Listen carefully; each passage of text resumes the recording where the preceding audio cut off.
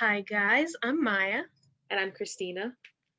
And today, for episode one of Caring for Mothers Around the World, we're going to talk about maternity leave in the US and where that concept and term really came from.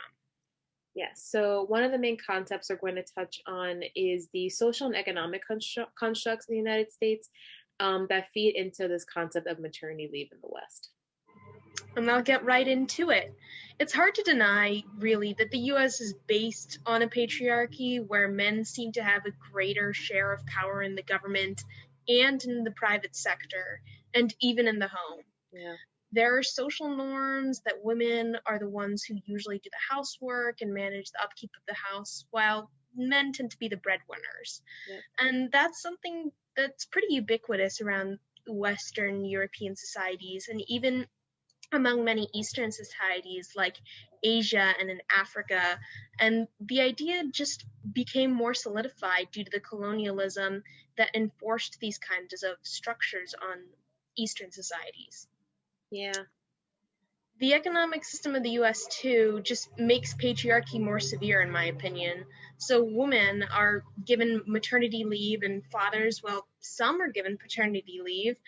And while 90% take some time off, they never really take more than 10 days off for paternity leave, which is much less than the time they're actually given, even though it's a super rare privilege to have. Yeah. Are we surprised though? Unfortunately not. No. I also wanted to wasn't really surprised by that number, to be honest, just because there is this discourse in corporate America that says that men should always be working Yeah. and young unmarried men should be the first to take a job that takes them maybe to China for 6 weeks or something like that. Yeah, we both have taken Dr. Darling, who's the department chair for the psychology department at TCNJ. His organizational psych class deals with like psychology in the workplace, and we talked about an article in my freshman year's class, or my first semester class, where men are expected to be the breadwinners. That stigma is still very much alive, even though more and more women have entered the workforce, and now more women are getting college degrees more than men. But they still feel this pressure, men still feel this pressure to devote as much time at work and bring home as much money as possible. But that doesn't mean that they're spending as much time with their kids because, again, like, that those duties are still placed on the mother to be the caretaker and to stay at home. She's always the one expected to give up her career to take care of her children, and men just don't have that same stigma to them. But a lot of fathers, like this trend has kind of started being a stay-at-home dad, but it hasn't really picked up as much speed because, again, there's a lot of dads still feel that their kids are not their top priority. It really is just work. But men also rate higher in depression and suicide when they get to middle age. And they do experience a lot of regret about not staying home longer and not spending time with the kids. So it's definitely a double-edged sword where women feel pressured to give up their careers once they have kids so they can be home and take care of the kids. And then they don't get sufficient support. And but also men, like even if they do receive the support and resources, like you just said, most of them don't take it because they don't feel that it's their role that they're not supposed to. Exactly. Yeah, I definitely see that because everybody has this gender essentialist idea that is just so ingrained in our brains where, oh, because women are women, they have a certain biology and give birth to babies and should be the ones to take care of them. I call it like the oxytocin effect, Yeah. you could say. And men, because they are the ones who have to take care of women when they're pregnant feel that they are responsible for supplying all the financial resources. So men aren't going to stay home and take care of that child with their wife. They're not going to try and they're instead going to try and get more money and work longer, even if they're given paid paternity leave or even any leave for childcare purposes. It's like they're threatened by this societal gender essentialism, which, as you said, cuts both ways. Yeah, definitely.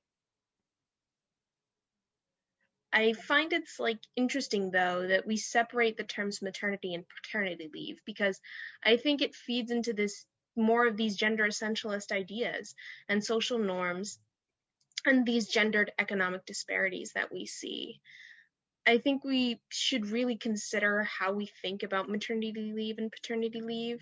And I know a lot of people call this kind of leave parental leave, but companies still call it maternity or paternity leave, and websites and articles still refer to it that way as well. Very few refer to maternity or paternity leave as family or parental leave, even if like the government does. I mean, like all these states mandates are given to women and men for 6 to 12 weeks out of 24 months to take care of the health of their family and their kids before and after birth. To move the discourse, I think we can really start by changing the terminology we use. Yeah, seems like such a simple concept, but even simple concepts like that take forever to like hit the ground running.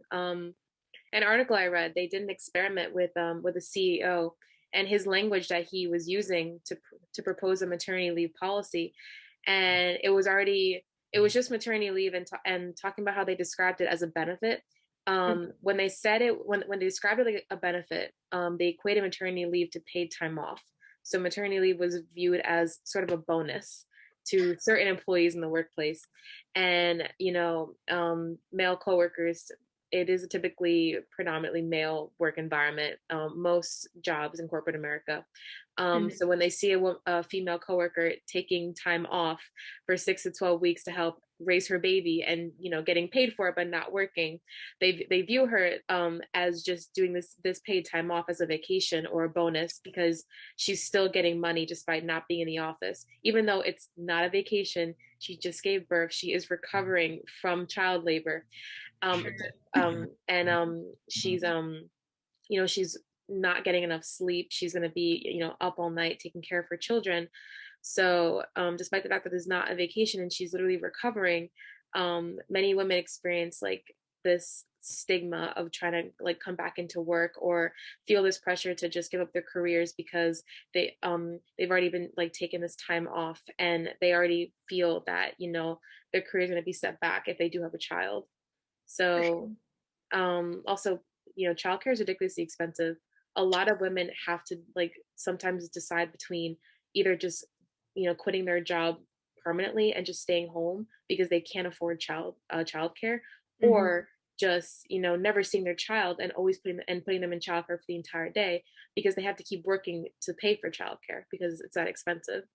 So it's very disheartening that, there's already this stigma, but like just the language that we use feeds into this negative association with these policies. And male coworkers are not, in my opinion, they're not being taught or like working like hard enough to change their own perceptions of this stigma so they can Hmm. be more supportive towards their female coworkers.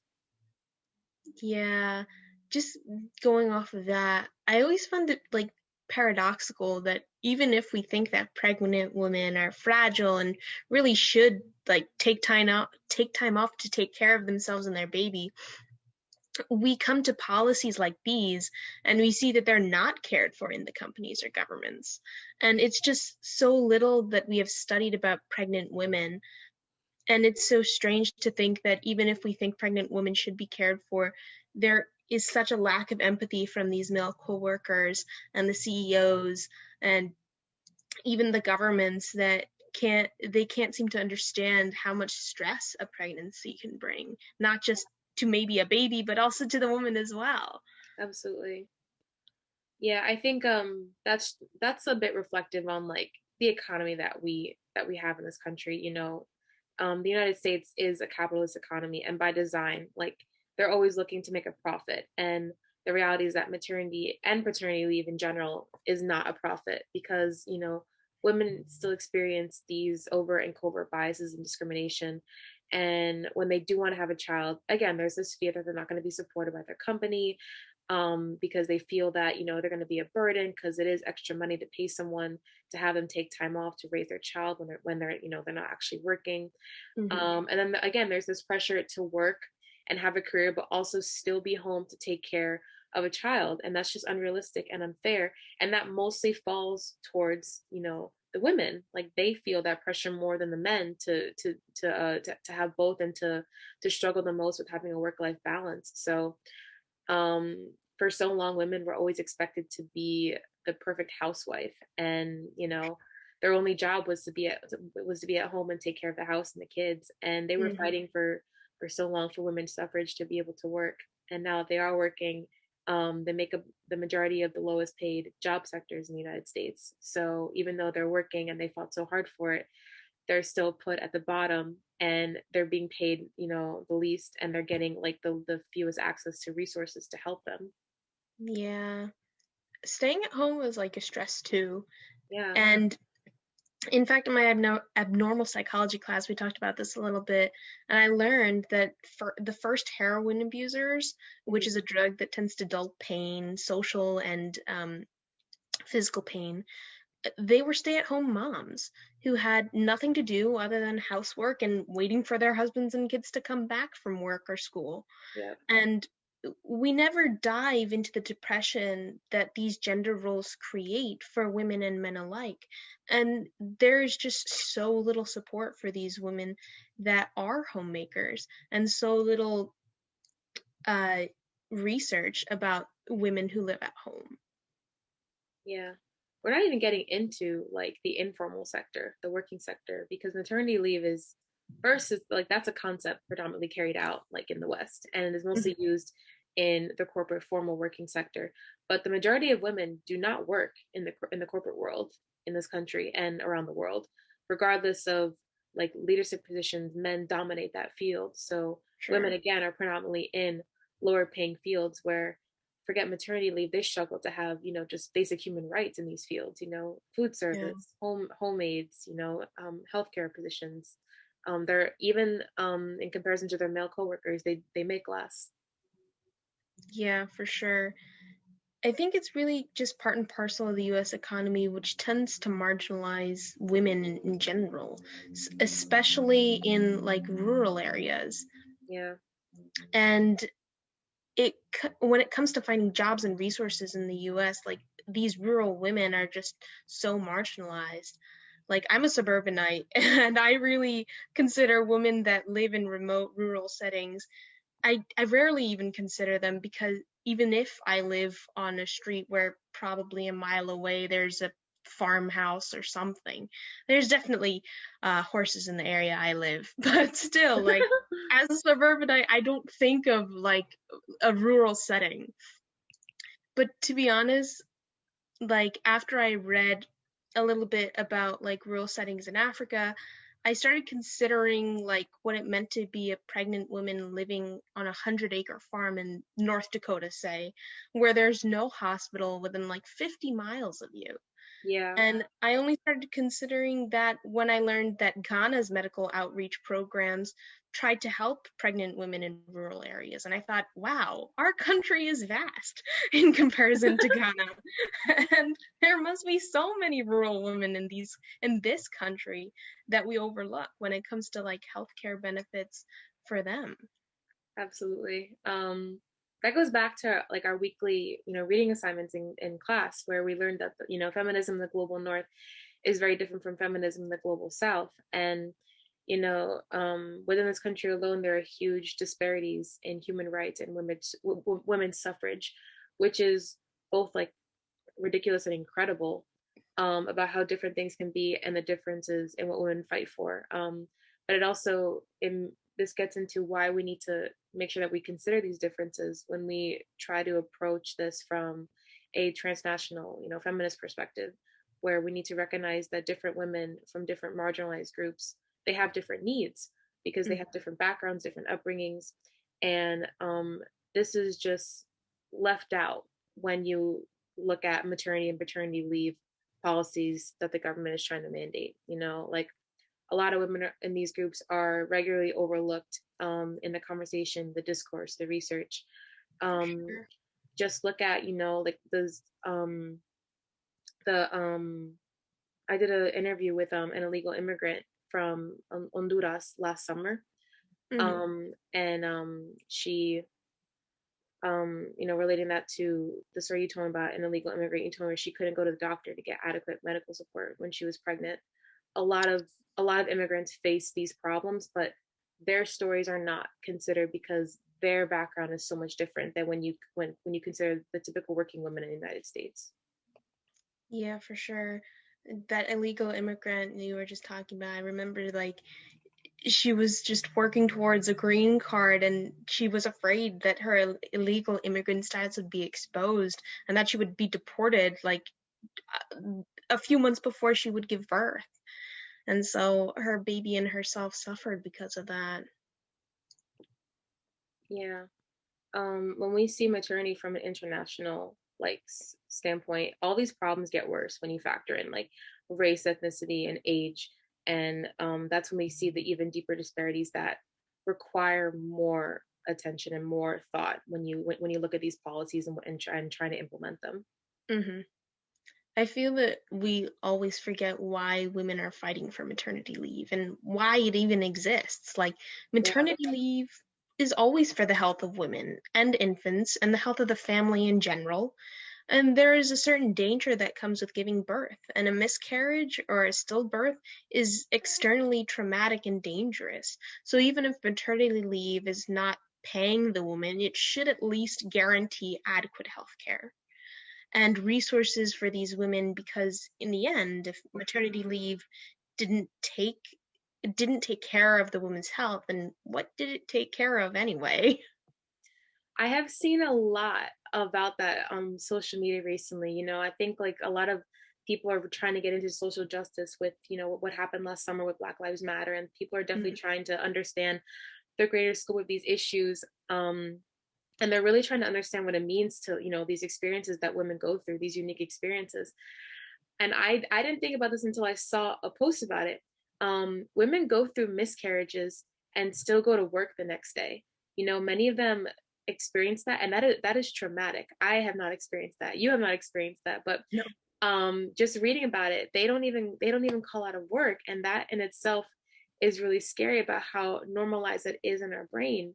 That's a really traumatic thing to lose. Something that you were carrying inside of you, and like these women wanted to carry out their pregnancy to full term.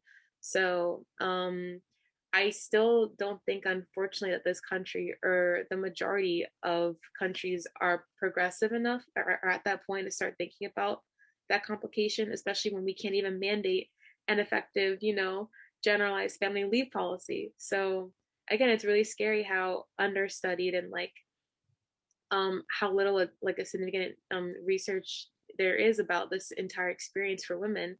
Their entire experience is overlooked in the company culture, and that's attributable to the lack of care, but also the lack of just female representation in leadership positions to begin with. So it's really hard to have faith in the system when out of even like at a very early age that the system is not designed to help women and Hmm. intersectionally in other marginalized groups. So out of the two genders that this country recognizes and has policies for, it's very obvious who the corporations and the governments and the voters favor more, which is, again, that's scary. For sure. Frankly, I like tend to forget that I'm from a disadvantaged group. Me So when I'm too. applying, right? So when I'm applying for internships, like I applied for an internship this summer, I didn't consider how it would affect my prospects about getting the internship. Yeah. So when I finally got the internship, I did a double take because I was like, "Oh, I actually got it." And I looked back at why I actually got the internship because I was like, this is an anomaly. And I found that the internship was trying to focus on like catering to normally disadvantaged groups like females and African Americans and Asians. And I was like, oh, I'm a female. Right. I fall into that category. Yeah, I do that all the time. A lot of times I forget too because I'm Latina, but I also like I put white when I Hmm. apply to things because my skin tone is light skin. I people think that I'm white. I am a white Latina, and I noticed that they have an option for a non-white like Latinx person on applications. Like they recognize that you could be white as a race but still be ethnic, like your ethnicity is Latina. But yeah, Hmm. I am white passing. I do consider that of myself, and I recognize this privilege. Um, but I check off those boxes, and not because in my head I see myself as this, but it's because companies and governments, they want this. Like they do pay attention to that. So Yeah, each of our experiences is very telling, and that is why like there's so many different perspectives that are not considered. And um it just goes back to like this lack of representation within this research and this discourse. It's very very telling about what like this government values, and hmm, it needs to be addressed if we ever want to move forward. for sure. It frustrates me that the government just can't just step in and create the needed benefits for these Yeah. women just because there's so much xenophobia about like welfare states and phobia about like just universal healthcare in general because it's related to socialism. Oh The god. S word, as I've The heard S people word. refer to it. In my organizational psych class that we had last semester, our our Industrial psych, industrial psych class. again with Dr. Dowling. Yes. Again, with Dr. Darling, we actually learned that affirmative action became such a widespread policy in the private sector and in universities because a declaration was made by the government to have all entities using government money or aid be fair and inclusive in their hiring process Mm. and favor those that usually are underrepresented and from minority or disadvantaged groups. So governments could clearly create an addendum to this act and include maternity leave for women who earn government money in any way, shape, or form. And that could lead to changes across corporations as well. Well, again, going back to living in our wonderful capitalist society, being inclusive with a topic like this is so hard. It shouldn't Hmm. be, but it is because we're dealing with some of the most marginalized groups in this country. And when we break it down even further to look at, intersectional populations, we see that, the problems are way worse and more covert than we could ever imagine. And to Yeah. be inclusive, that automatically translates to more effort, which means more money. And it's Hmm. much easier, from their standpoint, from the government, to just generalize a certain system because no one wants to spend that extra time, thought, care, energy, resources, whatever, to improve and address the system. It's always about taking just the easiest way out, which is, usually the cheapest. And again, the system is very obviously designed on purpose to keep certain groups at the bottom so that, this one group, very few, can stay at the top. Hmm. But I think like the thing that's changing is that people are realizing more and more with a lot of, again, these social justice movements and women's rights that this is not the way it should be. And there are other alternatives that we can take. Just look at other countries. And working to dismantle the system is a really important step, but Hmm. it's also recognizing that the system was designed to be broken. So Hmm. when it comes to like reform in that way, it's it's just going to take us a lot longer and a lot harder, but it is an important first step that we need to take in recognizing that the system is broken. For sure. I think that's what's great about transnational feminist praxis and theory because they're trying to dismantle the current system, which we know is broken in so many ways. It's that patriarchy, that neoliberalism, that capitalism that leads to all of these reasons why we're having conversations like these in the first Exactly. Exactly. All these systems have been in place for centuries, and they, again, they aren't likely to be fixed in the next few decades. But you know, having these crucial conversations it's a crucial in uplifting those who don't have a voice, or rather, they're not given the space to use their voice because they will always be the ones that require the most attention and thought, and they're also the ones that are hardest to reach, which is another issue in and of itself. Yeah. Yeah, I think that other women can't fathom the struggle that these marginalized women who are pregnant must face. Hmm. Just even just trying to get the bare minimum of support for their pregnancy. I think it's so hard for like us sitting in suburbia to know what it's like. And here, transnational feminist thought really helps readjust that lens. And we forget that there are other women who are self-employed or live within cultures and systems that can be beneficial for maternity leave. And maternity leave is a privilege in and of itself for those that work and have citizenship and have healthcare and have all these other things that are needed to have a smooth pregnancy. Yeah, there's definitely we have a lot more like that we can touch on. There's so many different angles you can go about this problem, but I think, making sure that we adhere to being inclusive of those who have not been included in the discourse and the research. That's super important in order to maintain that, like looking at it from a transnational lens. And there are many more complications that we will add to this equation, which we will touch on in our next episode of our podcast. Thank you all for listening, and we hope to see you soon on our next episode.